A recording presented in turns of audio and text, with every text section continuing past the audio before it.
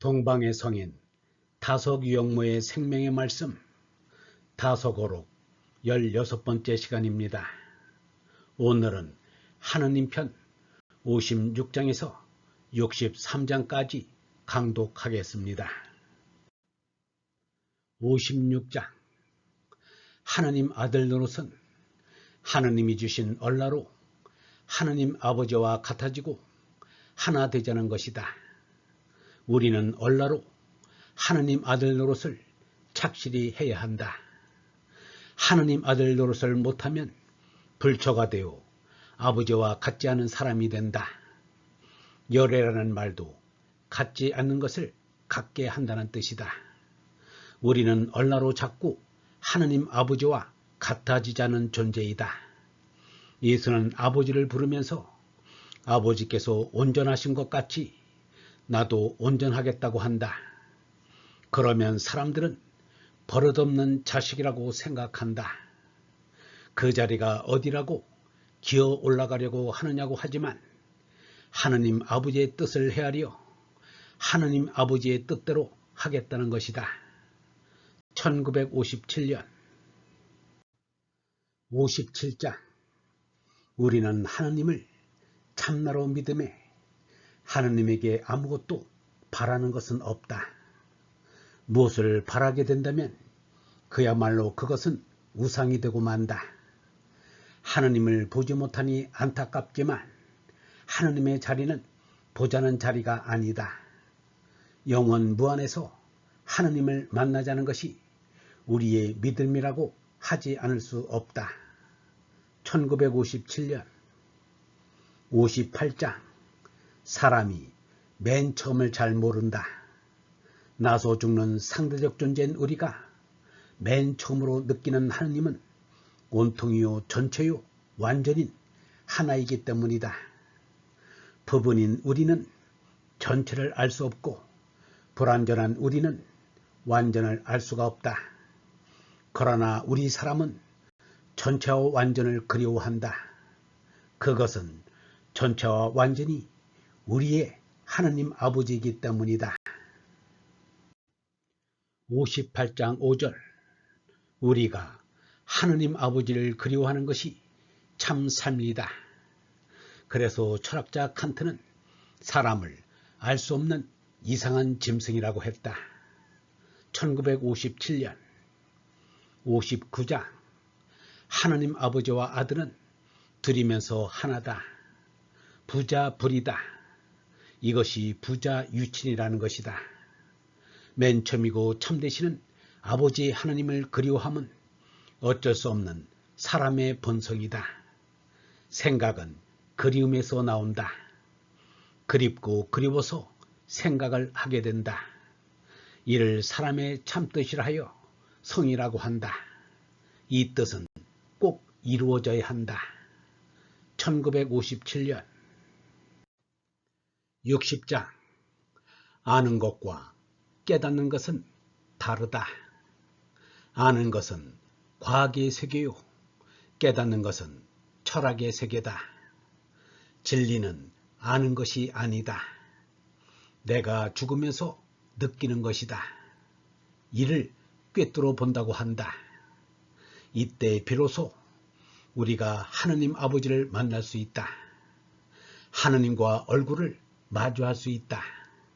이를 목자라고 한다.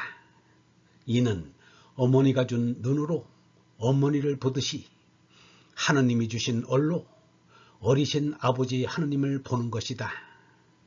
우리는 이것을 깨달음이라고 한다. 거짓인 꿈을 깨어 참에 다다르는 것이 깨달음이다. 페스탈로찌는 이러한 말을 했다. 나의 본성이 완성될 때까지 끌어올려주는 진리여, 나는 너를 어떤 일이 있더라도 찾고야 말 것이다. 페스탈로찌 은자의 황혼 1957년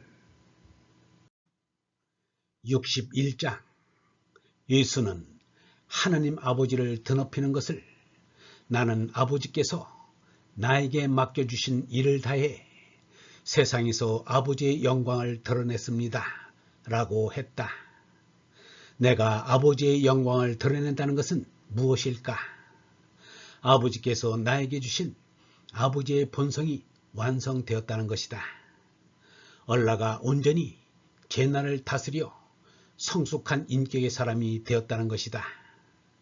누구의 도움도 받을 필요가 없이 자족할 수 있는 사람이 되었다는 것이다. 1957년 62장 꽃은 하늘의 태양이요 태양은 풀의 꽃이다. 꽃이 꽃을 보고 태양이 태양을 보는 것이 내가 나로 되는 것이다.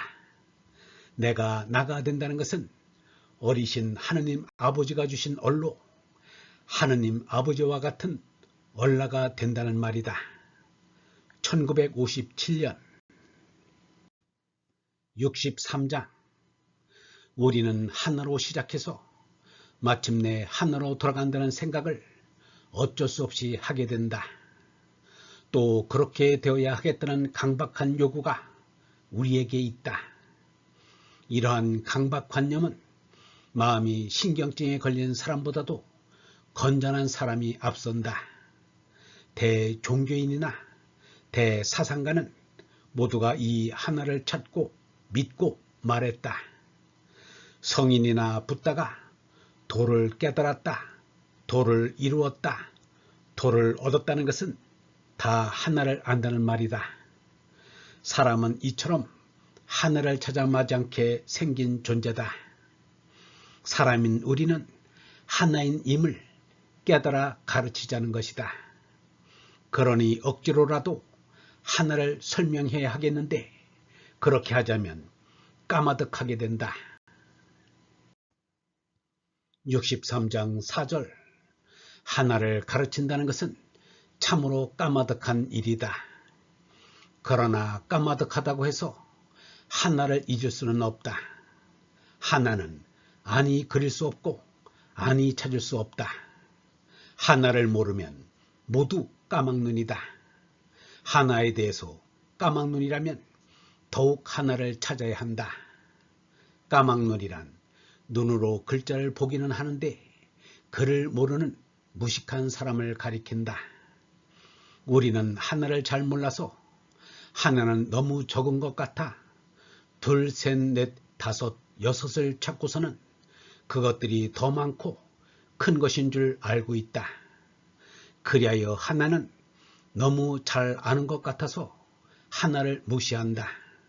그러나 온 우주 전체는 하나밖에 없어 절대 하나이다.